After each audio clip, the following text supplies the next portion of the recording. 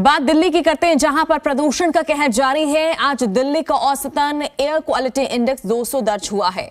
दिल्ली के नेहरू नगर में AQI 254, शादीपुर में AQI 248, विवेक विहार में AQI 224, द्वारका में AQI 317 और आनंद विहार में AQI 238 दर्ज हुआ है। इसके साथ ही NCR में भी प्रदूषण से जनता बेहाल है। आज नोएडा औसतन AQI 201 दर्ज हुआ है, गाजियाबाद का औसतन AQI 162 दर्ज हुआ है और इसके साथ ही फरीदाबाद का औसतन AQI 192 दर्ज हुआ है। वहीं गुरुग्राम का औसतन AQI 168 दर्ज हुआ है। मौसम विभाग के अनुसार आज का अधिकतम तापमान 26 डिग्री सेल्सियस और आज का न्यूनतम तापमान 8 डिग्री सेल्सियस तक रहने की संभावना जताई गई है। तो प्रदूषण में कमी अभी भी नहीं आई है। लगातार ये देखा जा रहा है कि जो AQI है अलग अलग इलाकों का, जिस तरह से हमने आपको बताया है, हर दिन ये AQI जो है इसी तरह की स्थिति में बना हुआ है और कोई भी स्थिति यहाँ पर सुधर नहीं रही है। जाहिर है लोग अपने घरों से जो बाहर निकल रहे हैं, सुबह के वक्त की देखिए तस्वीर किस तरह से जो लोग मॉर्निंग वॉक के लिए निकलते हैं उन्हें भारी समस्या का सामना करना पड़ता है। सांस लेने में दिक्कतें आती हैं, आंखों में जलन होती है। छोटे बच्चों की अगर बात करें जो सुबह सुबह स्कूल जाते हैं, उनके लिए बेहद ही घातक की हवा साबित हो रही है।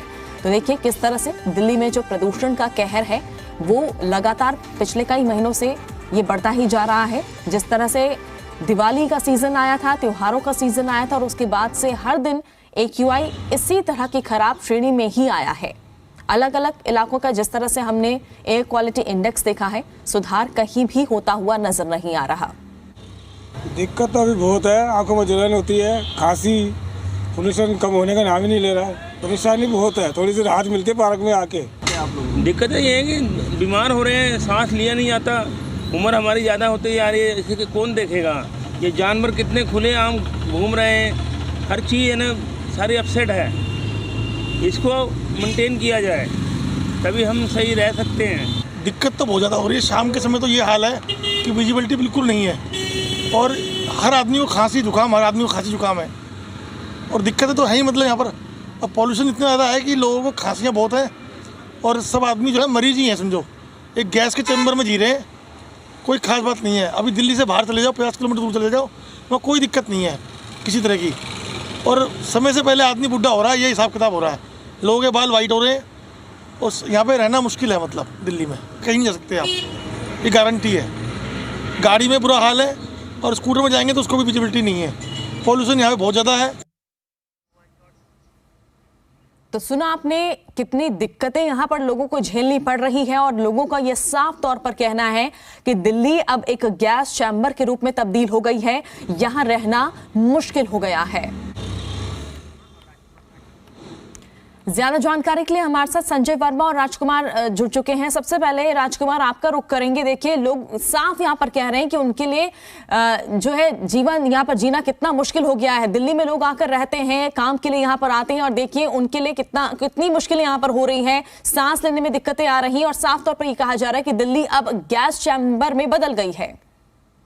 बिल्कुल इस बात में कोई दो राय नहीं है। दिल्ली जो है पूरी तरह से गैस चैम्बर में परिवर्तित हो चुकी है, क्योंकि जहां हम खड़े हैं शाहदरा का इलाका है और शाहदरा के इलाके में ही आनंद विहार आता है, जो कि देश ही नहीं कहा जाए तो संसार के 10 प्रदूषित शहरों में टॉप 5 में हमेशा रहा है। ऐसी स्थिति यहां पर बनी हुई है। लगता है संपर्क यहाँ पर कुछ कट चुका है। संजय का हम रुख करते हैं। संजय, अगर आप तक आवाज पहुंच पा रही है, देखिए AQI का जो लेवल है हर दिन देखा जा रहा है कि ये खराब श्रेणी में ही आ रहा है और ऐसे में क्या जो कदम सरकार उठा रही है दिल्ली सरकार, ये क्या काफी है प्रदूषण से राहत पाने के लिए? जी बिल्कुल, देखिए मैं आपको बता दूं कि जिस तरह से लोगों का कहना है कि वायु प्रदूषण को लेकर जो वायु प्रदूषण का स्तर है वो लगातार खतरनाक स्थिति में बना हुआ है पिछले कुछ दिनों से। और ऐसे मौसम में जबकि सर्दियां यहाँ पर आती है तो वायु प्रदूषण का स्तर बहुत ज्यादा बढ़ जाता है और उसकी वजह से लोगों को सबसे ज्यादा परेशानी का सामना करना पड़ता है, क्योंकि जो लोग अस्थमा जैसी बीमारी से पीड़ित होते हैं उनको सांस लेने में दिक्कत होती है, लोगों की आंखों में जलन होती है।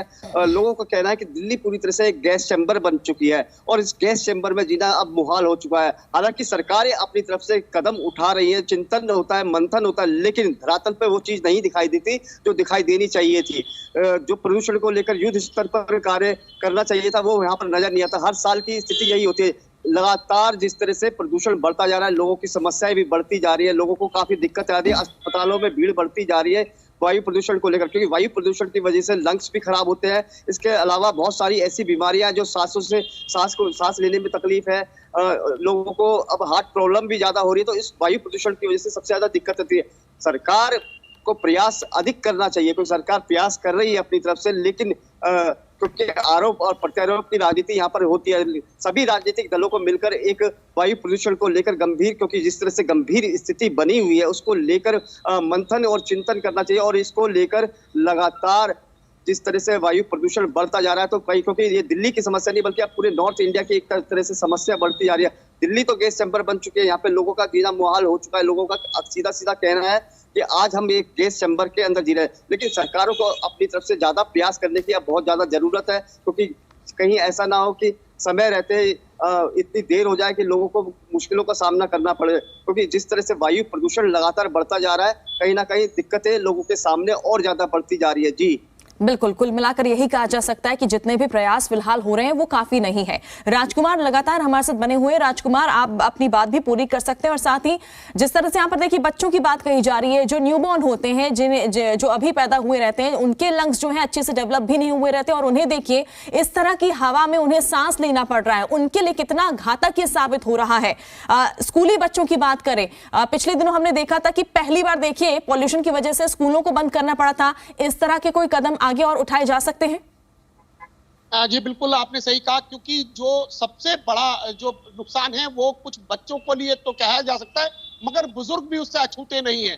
बुजुर्गों को भी सबसे बड़ी दिक्कत यही रहती है, क्योंकि जिस तरह से लंग्स की प्रॉब्लम है, जिस तरह से हार्ट की प्रॉब्लम है, और सबसे बड़ी बात ये होती है क्योंकि उनका जो सुबह जल्दी उठने वाली जो क्रिया होती है वो उनमें भी अब व्यवधान पड़ने लगा है।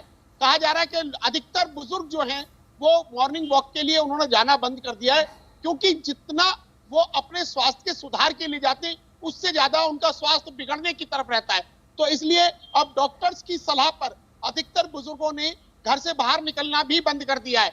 और ये विडंबना है देश की राजधानी दिल्ली की, यहाँ पर सरकारें बैठी हैं, सरकारें क्या इस पूरे कार्य में मदद करेंगी आम जनता की, इसको लेकर बहुत लोग आशान्वित हैं, आशा तो कर रहे हैं, मगर उनको सिर्फ हाथ निराशा ही लगती है।